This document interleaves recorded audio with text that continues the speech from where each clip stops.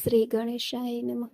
જય શ્રી કૃષ્ણ. આજે આપણે જાણશું અપરા એકાદશી ક્યારે છે ને મહિનામાં જે અપરા એકાદશી આવે તે એકાદશી ક્યારે છે, મહત્વ, પૂજા વિધિ બધું આ વિડીયોમાં જાણીશું. જો વિડીયો પસંદ આવે તો ચેનલને સબસ્ક્રાઈબ કરવાનું ભૂલતા નહીં, જેથી આગળના વિડીયો તમને મળી રહે.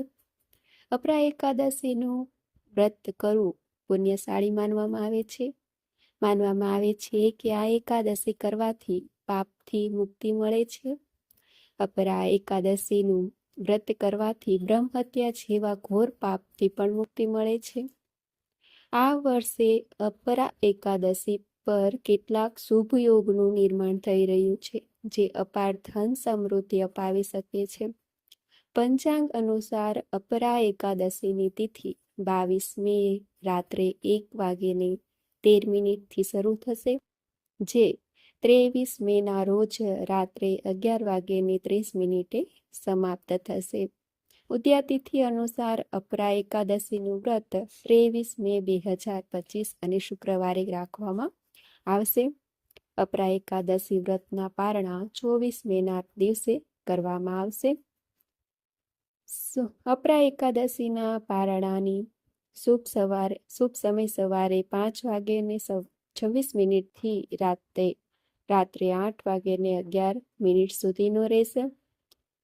તે દરમિયાન વ્રત તોડવું શુભ માનવામાં આવશે. પારણા કરતા પહેલા સ્નાન ધ્યાન કરી ભગવાન લક્ષ્મીનારાયણની પૂજા કરો અને ત્યારબાદ પ્રસાદ ગ્રહણ કરો. ત્યાર પછી આસપાસના લોકોમાં પણ પ્રસાદ વિતરણ કરો શુભ માનવામાં આવે છે.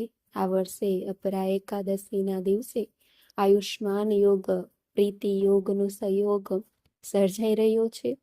આ સાથે જ બુધ પણ ગોચર કરીને વૃષભ રાશિમાં પ્રવેશ કરે છે, જેના કારણે વૃષભ રાશિના બુધાદિત્ય રાજયોગ બનશે. આ યોગ ભગવાન વિષ્ણુ અને માતા લક્ષ્મીની અપાર કૃપા અપાવી શકે છે. અપરા એકાદશીના દિવસે શુક્રવાર હોવાથી મા લક્ષ્મીની વિશેષ કૃપા પ્રાપ્ત કરવાની તક મળશે. અપરા એકાદશીના દિવસે પહેલા સાત્વિક ભોજન કરવું. અપરા એકાદશીના દિવસે સવારે જલ્દી જાગી સ્નાન કરી લેવું અને પછી ભગવાન વિષ્ણુનું ધ્યાન કરી વ્રત કરવાનો સંકલ્પ લેવો. ત્યાર પછી પૂજા સ્થળને સાફ કરી ગંગાજળ છાંટી શુદ્ધ કરો. એક બાજુટ પર પીળું કપડું પાથરી ભગવાન વિષ્ણુ અને માતા લક્ષ્મીની તસવીર રાખો. ભગવાનનો અભિષેક કરો અને વસ્ત્ર આભૂષણ તેમજ ફૂલ ચડાવો. ત્યાર પછી હળદર, ચંદન અને ચોખાનું તિલક કરો. ભગવાનને મીઠાઈ અને ફળનો ભોગ ધરાવો અને અપરા એકાદશીની કથા વાંચો. છેલ્લે ભગવાનને આરતી કરીને પ્રસાદ પરિવારના લોકોને ખવડાવો. આ બધા યોગો અપરા એકાદશી પર ભગવાન વિષ્ણુની વિશેષ પૂજા અને ભક્તિ માટે શ્રેષ્ઠ માનવામાં આવે છે. આયુષ્માન યોગ, સર્વાત સિદ્ધિ યોગ અને અમૃત સિદ્ધિ યોગ, આ 3 યોગ બની રહ્યા છે, જે ભગવાન વિષ્ણુની વિશેષ પૂજા અર્ચના કરવામાં આવે છે. તેનાથી શુભ પરિણામો અને પુણ્યની પ્રાપ્તિ થાય છે.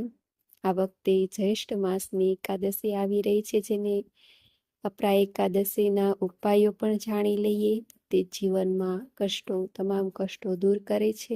લક્ષ્મીજીની કૃપા પ્રાપ્ત કરવા માટે, જેનાથી ધન સંપત્તિ મળે છે.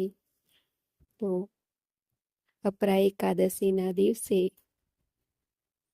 કયા કયા ઉપાયો મેળવી શકાય છે? આ દિવસે દીપક પ્રગટાવવાથી સુખ, શાંતિ અને સમૃદ્ધિ મળે છે.